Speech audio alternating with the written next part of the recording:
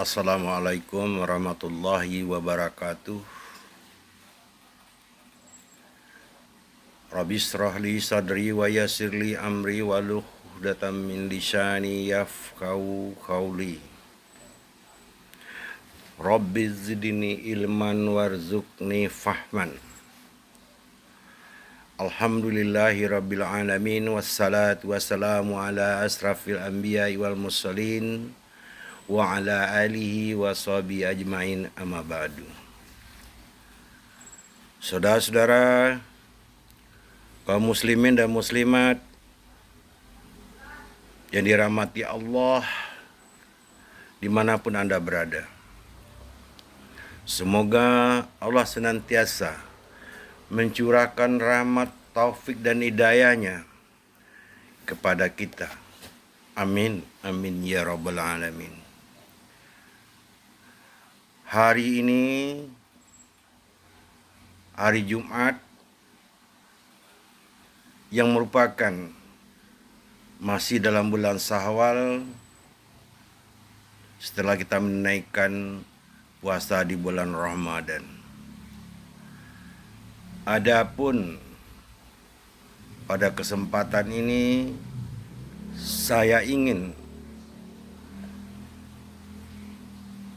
mengatakan sebampu pengetahuan saya bukanlah ustadz, saya bukanlah ulama, saya hanya orang-orang biasa, namun ada suatu kalimat yang saya pahami. Seandainya kamu mengerti dan tahu sesuatu, walaupun hanya satu ayat, sampaikanlah, karena itu merupakan ada manfaat dan gunanya bagi orang yang mendengar, dan juga ada manfaatnya bagi kamu, dan akan menjadi ladang amal. Begitu. Saudara-saudara kaum muslimin dan muslimat yang dirahmati Allah dimanapun Anda berada, ketika bulan Ramadan mau datang, Allah berfirman di dalam surat Al-Baqarah, Al-Quran, Ya ayyuhalladzina amanu kutiba alaikumussyam kama kutiba alal ladzina min qablikum la'allakum tattaqun. Dan ayat ini merupakan ayat yang sering kita dengar dan hampir setiap kaum muslimin dan muslimat mengerti dan paham dengan arti dan makna dari ayat ini. Jadi menjelang Ramadan, dan Ramadan itu Allah berfirman dan berkata bahwa yang dipanggil situ orang-orang yang beriman. Ya ayyuhallazina amanu, hai orang-orang yang beriman, berpuasalah kamu sebagaimana orang-orang terdahulu berpuasa, semoga engkau menjadi hamba yang takwa. Nah, jadi itu dianjurkan kepada orang-orang yang beriman. Kalau Anda ingin mencontoh dan ingin bertakwa, contohlah kepada orang-orang terdahulu yang melakukan puasa di pada bulan Ramadan, menahan segala hawa nafsunya, maka semoga Anda menjadi takwa. Nah, dengan takwa itulah Anda akan mendapatkan fitrah. Paham sampai di sini? Jadi Ramadan itu dipanggil bukan ya ayuhan nas, bukan kepada manusia, tidak. Orang-orang hanya beriman. Jadi kalau ada orang yang berpuasa dan melaksanakan puasanya tersebut, dan dia menurut koridor dan aturan yang telah ditentukan oleh fikih maupun dari Al-Quran, dan itulah orang-orang yang mendapat kemenangan. Jadi tidak ada panggilan hai manusia, tidak, hai orang-orang yang beriman.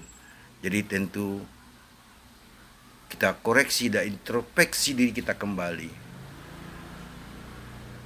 bahwa apakah kita orang beriman, orang bertakwa atau tidak, atau hanya sekedar seremonial saja, artinya sekedar ikut-ikutan saja, tidak tahu maknanya. Nah, begitulah itu kepada diri kita masing-masing gitu ya. Dan setelah itu juga kita menyambut Eid Mubarak. Eid Mubarak artinya hari kemenangan. Fitrah. Fitrah itu kembali suci. Jadi setiap orang yang melakukan amal ibadahnya, melakukan puasanya karena Allah, karena dia keyakinan dia, karena kepercayaan dia itu tadi, maka dia yakin kalau apa yang dilakukannya itu tadi itu Allah akan membalas walaupun sebiji zarah.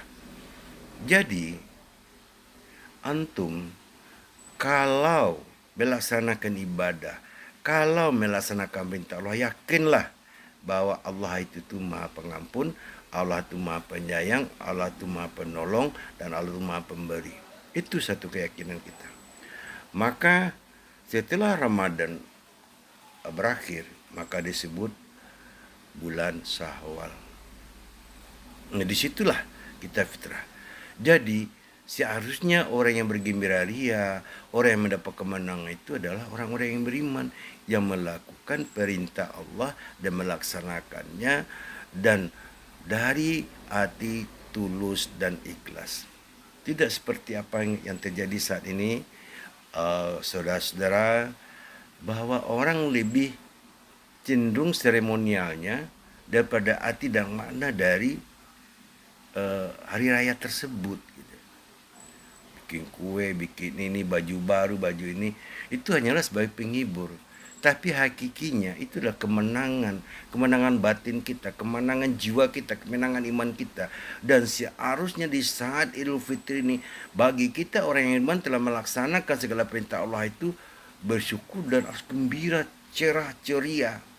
Itu maknanya. Makanya kita introspeksi diri, kita belajar sendiri, kita tidak mau menuduh siapapun.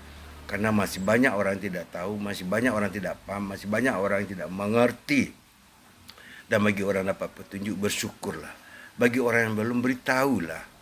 Jadi kita jangan menunjuk-nunjuk orang, apalagi mengkafir-kafirkan orang, apalagi oh lu masuk surga, lu masuk neraka. Surga dan neraka itu hanyalah urusan Allah. Kita hanya beribadah saja, kita yakini. Bagaimana kita meyakini hal tersebut? Nah, itulah kita dengan penuh renungan diri. Kita beribadah, kita salat.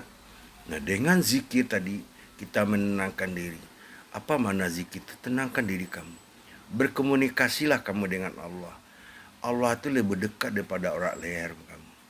Nah, kalau itu sudah makna kita, maka kita fokuslah dalam satu hari atau beberapa jam atau beberapa menit untuk merenungkan diri kita dan untuk kita berkomunikasi kepada Allah yang Maha Pencipta, Allah yang mencipta kita, Allah yang memberikan kehidupan kita, Allah yang segala-galanya, yang baik yang di langit maupun yang di bumi, kekuasaannya meliputi semua alam.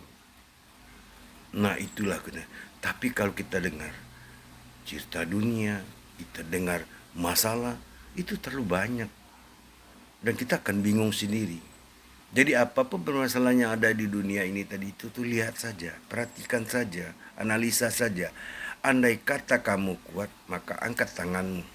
Andai kata kamu umpamanya lemah, berdoalah kamu. Nah, begitu. Nasihati mereka. Selemah-lemahnya iman tadi kita berdoa. Jadi fenomena alam ini itu akan senantiasa terjadi. Apalagi di zaman sekarang. Kita masih bersyukur ya, terutama yang kelahiran dari 70 tahun ke bawah. Ya, 70 tahun ke bawah. Yaitu kita masih mengalami zaman jadul, zaman perubahan, zaman kemerdekaan, dan juga zaman ketertinggalan. Dan saat ini kita menghadapi zaman teknologi dan bahkan zaman digital. Jadi kita bersyukur. Ya dahulu kita berangan-angan, bermimpi dan menghayal gitu tentang bagaimana. Sekarang dunia hayalan itu, dunia mimpi itu perlahan telah dinyatakan.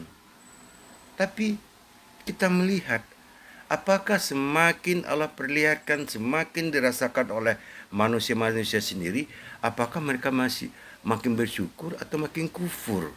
Makin dia rajin beribadah atau malas beribadah? Atau makin dia akan uh, mengatakan tadi itu tuh berterima kasih atau mengumpat? Nah, ini yang kita lihat.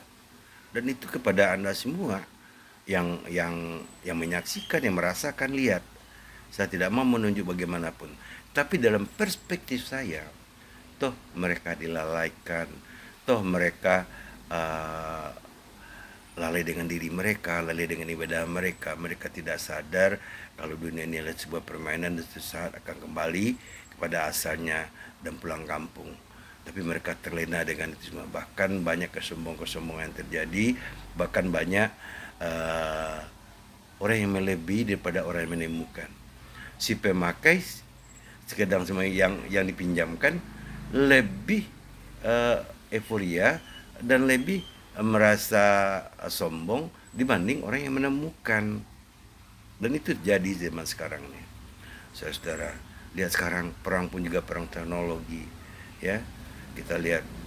Nah, ini sekarang kita masuk ke tahap kedua, yaitu masalah agama, masalah Islam. Tadinya saya konon belajar dari desa, dari kampung, dari ustadz yang telah bimbing saya dengar ceramahnya, saya simak, saya apain, dan saya pahami, dan saya yakinin itu.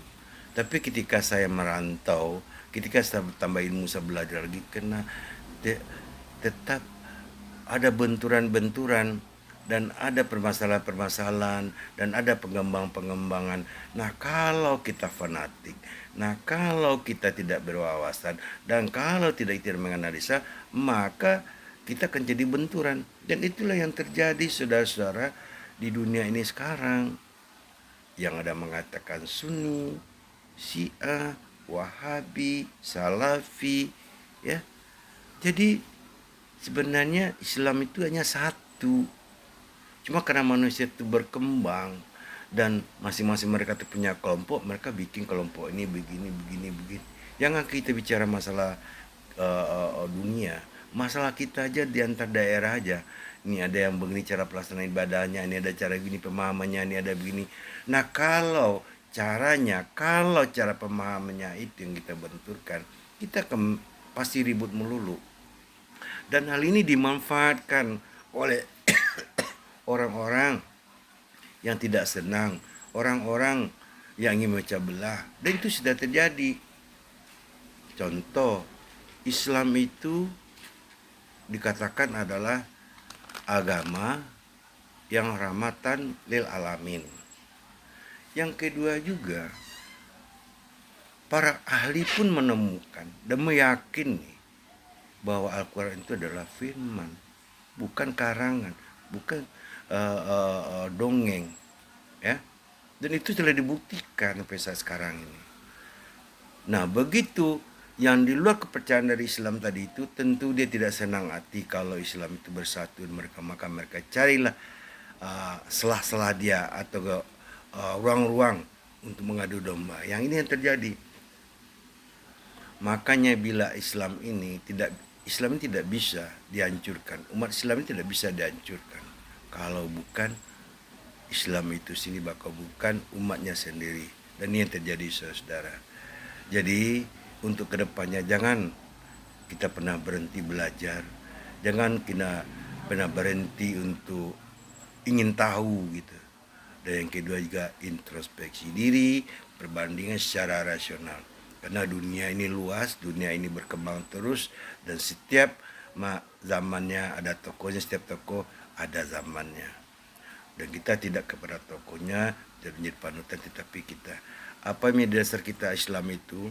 Nah, saya juga baru belajar, baru tahu juga dengan adanya perang Iran Amerika Israel ini, mengerti apa itu Syiah. Kalau dulu kita dengar Syiah kan kita sudah benci aja. Sunni kita ada benci aja, entah apa yang penting kebencian aja. Dan begitulah propaganda dan begitulah informasi-informasi yang ada di lapangan kita dengar. Tapi setelah kejadian begini tadi itu tuh, kita melihat ternyata apa yang membedakan kita dengan dia, bukan pakaiannya, bukan apanya, Yang samanya itu adalah ibadahnya, bacaannya. Nah, jadi kalau Islam itu bacaannya, ibadahnya sama, cuma gayanya atau apanya berbeda, itu saya kira bisa dimaklumi. Ya, bacanya Al-Fatihah, ayat Al-Quran, bersalawat juga, azan juga, tidak ada yang membedakan. Hanya membedakan mungkin saya kira tadi itu di dalam budaya-budaya mereka ya. Syiah budaya begini, Sunni budaya begini. Dan inilah yang membuat kita nih orang awam atau orang yang baru belajar bingung gitu. Saya benar-benar bingung, sampai sekarang saya masih bingung. Tetapi saya ambil satu kesimpulan. Ternyata satu yang persamaan seluruh orang yang mengaku Islam tadi adalah sholatnya, bacaannya. Tapi ada yang tertutup, ada yang begini, itu tergantung bagaimana orang yang mengajarkan dia tadi. Itu kita tidak masuk. Nah, jadi Islam itu tidak rumit, Islam tidak bertele, Islam itu fleksibel.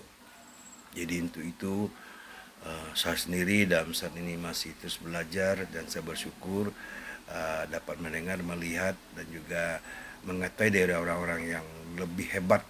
Jadi itulah yang saya ambil di dalam perspektif pemikiran saya ini. Satu-satunya yang sama di dalam perbedaan Islam tadi adalah sholatnya, bacaan sholatnya. Gayanya itu lain hal lagi. Jadi untuk kita tidak bingung saudara-saudara, jangan kita digiring opini yang begini, jangan disalah pengertian seperti ini tadi itu. Jadilah kita terus belajar dan jangan pernah berhenti.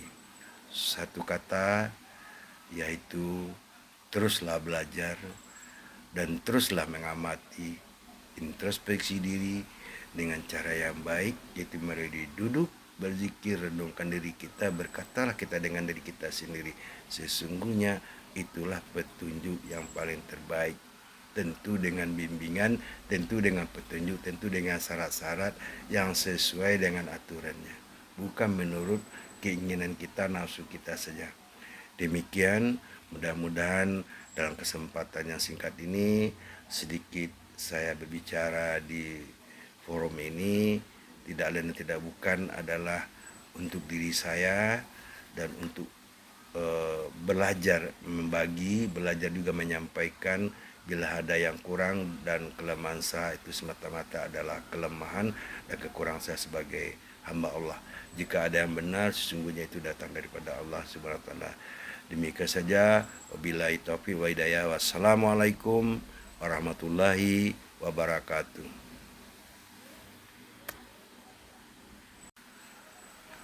Assalamualaikum warahmatullahi wabarakatuh. Kaum muslimin, muslimat dimanapun Anda berada, semoga rahmat Allah dan hidayahnya senantiasa tercurah kepada kita hambanya. Alhamdulillahirabbil alamin. Wassalatu wassalamu ala asrafil anbiya'i wal mursalin wa ala alihi wa sahbihi ajma'in, amma ba'du. Pada kesempatan ini saya ingin berpendapat, menyampaikan dan juga ingin berbagi dengan segala perspektif keyakinan saya dan secara analisa yang terjadi baik dari diri kita pribadi,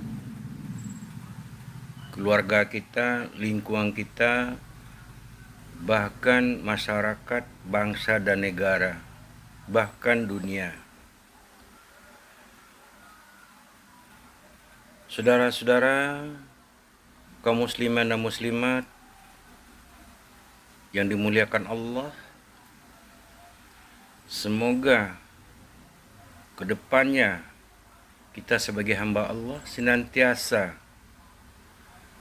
diberi kesehatan lahir dan batin, dan keilmuan yang bermanfaat, serta ibadah yang benar, serta Allah senantiasa melindungi kita. Allah senantiasa menolong kita di dalam suka dan duka.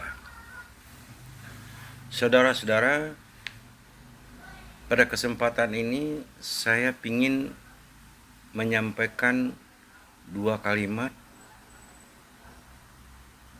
yaitu kata menghormati dan menghargai. Ini sebenarnya menghormati dan menghargai sangat ringkas. Tapi implementasinya, tapi pengertiannya, itu harus kita pahami. Menghormati, kata dasarnya hormat. Menghargai, kata dasarnya harga. Jadi, ketika kita menjadi makhluknya Tuhan Allah Subhanahu wa Ta'ala dan sebagai umatnya Nabi Muhammad Sallallahu Alaihi Wasallam, maka kita telah diberi tuntunan, petunjuk dan pedoman melalui firman Allah dengan kitab Al-Quranul Karim. Yang kedua, yaitu sunnah. Lebih ringkas kita sebut hadis. Hadis ini juga bermacam-macam. Jadi segala firman Allah itu tersampaikan dan dikelompokkan dalam sebuah kitab namanya Al-Quran. Sedangkan sunnah Rasul itu beberapa hadis. Ada hadis sahih, ada juga hadis bodong. Tapi itulah yang menjadi pedoman pada kita. Dan yang kedua, ijma. Yang keempat adalah qiyas. Jadi itulah pedoman kita di dalam beribadah dan melakukan ibadah. Bukan karena kemauan kita, bukan karena ugal-ugalan kita, tapi ada petunjuk dari situ. Jadi kembali saya kepada kata menghormati. Selaku kita makhluk yang diciptakan Allah, kita senantiasa seharusnya menghormati segala sesuatu apa yang diciptakan Allah. Baik itu tumbuh-tumbuhan, baik itu hewan, manusia, baik benda hidup maupun benda mati. Kita hormati. Yang kita hormati bukan bendanya, tapi kita hormati Allah itu sebagai penciptanya. Karena sesuatu yang diciptakan Allah itu pasti ada guna dan manfaatnya. Allah jadikan siang dan malam, pasti ada guna dan manfaatnya.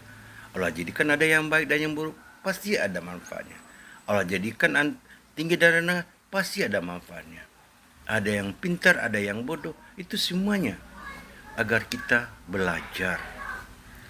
Maka kita menghormati berarti kita membebaskan diri kita dari keegoisan kita, dari kesombongan kita, dari keangkuhan kita.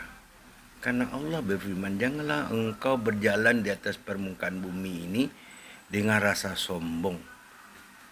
Karena tidak ada yang harus kita sombongkan. Ingat, yang paling dasar kita ketahui sifat-sifat Allah itu. Kenapa Allah itu lebih dekat pada orang kita? Nah, kalau orang awam begini, tapi kalau orang berilmu tentu kanan lagi. Karena Allah itu punya sifat wujud, hayat, kodrat, iradat, sami', kalam, ilmu. Itu sifat Allah. Apa perbedaannya Allah itu dengan makhluknya? Allah itu tidak terbatas dan tidak mempunyai ruangan tertentu. Dia meliputi segala alam. baik yang di langit dan di bumi, baik yang di dalam bumi maupun yang di atas langit. Dan tidak bisa terjangkau oleh pengetahuan kita kalau kita tidak sungguh-sungguh belajar. Sedangkan manusia itu punya kemampuan yang sangat terbatas. Contoh, kita ada. Nih, kadang kita lihat, oh dia ada. Hayat, hidup. Bukti orang hidup tadi itu tuh, dia butuh makan, dia bergerak. Ya kan? Berarti dia hidup. Nah, itu disebut dengan makhluk hidup. Jadi hidup tuh ada yang hidup secara bergerak, ada yang hidup tenang aja, itu disebut benda mati. Yang kedua, kodrat. Nah, kita tadi diberikan kekuatan oleh Allah tadi itu untuk melakukan sesuatu. Itu namanya kodrat. Itu kan sifat Allah. Iradat. Kita tuh punya keinginan, punya kehendak, punya kemauan. Allah juga begitu. Allah tuh punya keinginan, kemauan, maka diciptakanlah langit dan bumi, segala alam ini tadi itu tuh. Kan ada kemauan. Itu sifat Allah.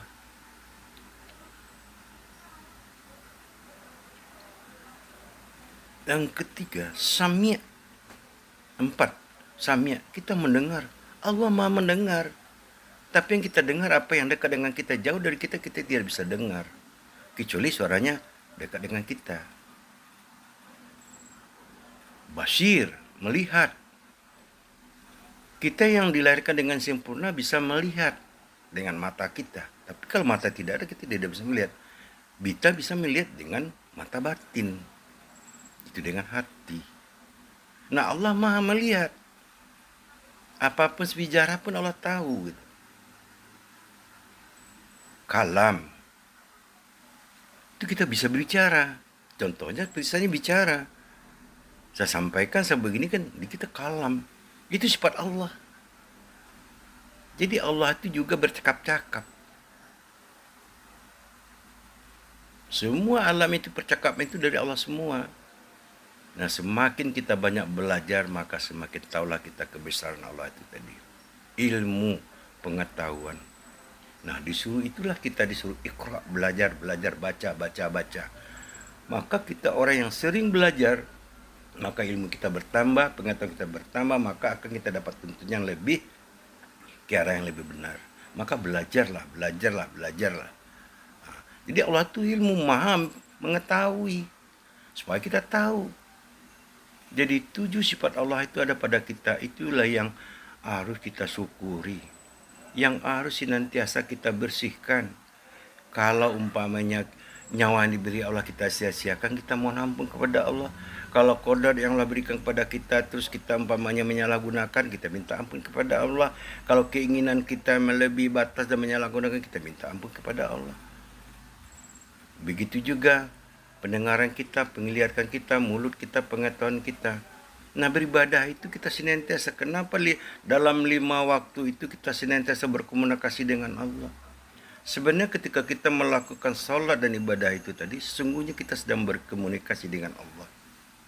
Makanya di dalam kita melakukan sholat, apabila rukun sholat itu tinggal 1, Al-Fatihah tidak ada, maka batal semua sholatnya itu. Nah, di sini kita dapat mengatakan bahwa Al-Fatihah itu merupakan ibunya atau pembukaan dan penutup dari segala firman Allah. Karena di dalam Al-Fatihah tersebut itu adalah komunikasi antara pencipta dan hambanya. Bismillahirrahmanirrahim. Segala puji dan puja hanya milik Allah. Dengan nama Allah yang Maha Pengasih, Maha Penyayang. Alhamdulillahirabbil alamin. Segala puja dan puji hanya milik Allah. Jadi ketika kita dipuji, ketika kita puja, itu hanya milik Allah, kita serahkan. Maka setiap ada orang puji, kamu baik, kamu bagus, alhamdulillah. Kita kembalikan. Itu milik Allah. Nah, kita kembalikan pada Allah, akan menambah kepada kita. Ar-Rahmanir Rahim, Maha Pengasih. Allah akan kasih kepada makhluknya semuanya. Apalagi manusia. Dikasih semuanya. Semua alam yang ada ini dikasih kepada makhluknya semuanya. Nah, itu disebut pengasih, penyayang. Nah, kalau kita bicara masalah penyayang, orang-orang yang kita sayang itu orang-orang pilihan. Maka dengan demikian, kita merasakan sebagai orang awam aja, kita punya anak sekian banyak, semuanya kita kasih mereka. Tapi kalau sayang itu memang ada pilihan, itu tidak bisa kita mungkiri. Nah, itulah maka kita disuruh orang beriman. Ya ayyuhallazina amanu. Maka yang dipanggil itu orang-orang yang beriman. Nah, itulah maka tempatnya itu spesialis. Bersyukurlah kita sebagai umatnya Nabi Muhammad. Bersyukurlah kita bahwa kita itu mendapat petunjuk. Jadi semua alam ini wajib kita menghormati, bukan berarti kita menghormati benda, bukan berarti kita sujud kepada benda, tidak menghormati penciptanya. Maka dia menghormati sesuatu yang menciptakan Allah itu berarti kita menghormati Allah. Dua, kita maksud dengan kata penghargaan. Menghargai. Allah itu memberikan kepada semua makhluknya. Apakah itu manusia, hewani, tumbuh-tumbuhan, dan lain-lain sebagainya. Itu punya kelebihan dan punya kekurangan. Jadi kalau kita melihat kelebihan, kita bersyukur. Alhamdulillah. Kalau kita melihat kelebihan, subhanallah, astagfirullah. Kan begitu ucapan-ucapan yang sebaiknya lahir dari mulut kita. Jadi kalau kita pemadam kehidupan, kita melihat ada pasangan kita, apakah anak kita, teman kita, saudara kita, atau masyarakat, dia mampu baru berbuat demikian, ya kita hargai. Kemampuan yang kita hargai pekerjaannya. Jangan kita memaksakan kehendak kita, apalagi kita menjas mereka sesuai dengan harapan kita, tidak. Dengan kita menghargai begitu, berarti menambah motivasi kepada orang tersebut tadi itu tuh. Kalau pekerjaannya baik kita hargai, maka dia akan menambah. Bagi kita juga menjadi obat. Tapi kalau kita tidak menghargai, menjustis, menghukum orang, atau lagi memfitnah, atau mau lagi, itu meracuni diri kita sendiri, juga kita gelisah. Dan orang itu juga berdampak buruk. Jadi kata menghormati, menghargai itu harus spesifik kita ketahui. Contoh kita punya anak, satu anak cerdas, satu anak mungkin bodoh, kita hargai mereka. Karena mereka lahir dengan waktu yang berbeda, dengan kondisi yang berbeda, mungkin dengan segala kesehatan yang berbeda dan gizi yang berbeda. Nah, tapi kita selalu mendoakan. Karena begitu kita melihat ada kekurangan, begitu kita melihat, maka kita bermohon dan bermunajat kepada Allah Subhanahu wa taala agar orang yang tadi tidak tahu, Allah beri petunjuk, Allah beri hidayah. Orang yang lupa, yang ingkar apa, beri hidayah. Kita selalu mendoakan. Apabila kita selalu mendoakan yang terbaik buat orang lain, insya Allah itu akan balik kepada kita. Makanya kita dianjurkan untuk berbuat baik. Kenapa kita dianjurkan untuk berbuat baik? Untuk memerdekakan diri kita, untuk mensucikan hati kita ini. Sebab kebaikan itu, andai kata suatu saat Allah panjangkan umur kita, di hari tua kita, kita melihat semua kebaikan yang kita lakukan. Dan semua orang mengatakan begitu dengan kita. Itulah yang membuat kita semangat. Itulah yang membuat kita bangga. Itulah yang membuat kita bersyukur. Tapi ketika Allah panjangkan umur kita, ketika masa lalu kita itu banyak dengan keburukan, maka siksaan pada kita di hari tua. Jadi kalau hari pembalasan itu bukan saja di akhirat nanti, di dunia pun Allah berikan. Anda baik, sesaat itu juga Allah kasih balasan, tapi Anda tidak sadar. Anda buruk, saat itu juga Anda kasih balasannya. Ada yang dinyatakan, ada yang tidak dinyatakan. Orang bisa kita bohongi, makhluk bisa kita tengahkan, tapi hati kita tidak. Nah, justru itu, maka yang diperbaiki itu adalah hati.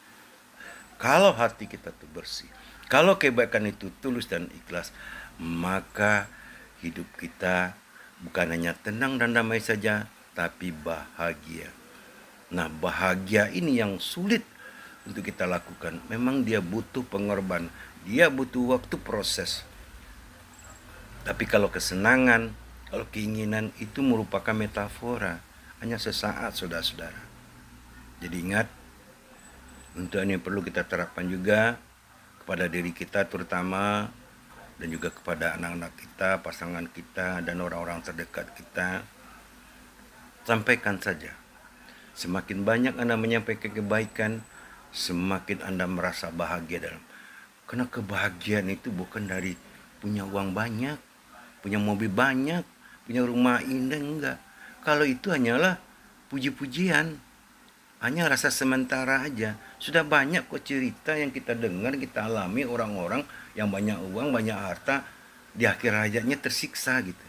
Kenapa? Karena benda. Tapi kalau orang hidupnya sederhana, contoh. Saat ini saya bersyukur ya bisa melihat orang yang di hari tuanya itu memang dia mengabdi dan sudah dari dunia, dan melihatkan bagaimana dia kepada yang dipimpinnya, kepada negaranya, ilmunya, dan kepribadian dia tentang yang diterapkan tadi itu, yaitu Syekh Al-Kamaini. Jadi setiap kata-katanya itu bermakna gitu. Jadi itulah, makin tua, makin tunduk, makin berisi. Jadi kita yang mendengar senang gitu. Bukan orang yang rakus dengan harta, bukan yang harus hegemoni yang begini. Ya maaf saja saya katakan, seperti Israel dan Amerika. Mereka mungkin bisa menguasai, mungkin mereka puja-puji begini, mungkin mereka kerakusan mereka, tapi batin mereka tersiksa. Dan itulah, jadi jangan enggan untuk berbuat kebaikan, dan kita kurang-kurang untuk membuat kesalahan dan keburukan. Karena ketika Allah panjangkan umur kita, dari tua kita itu Allah akan perlihatkan semuanya, dan itu akan kembali kepada kita. Demikian saja yang ingin saya sampaikan pada kesempatan ini.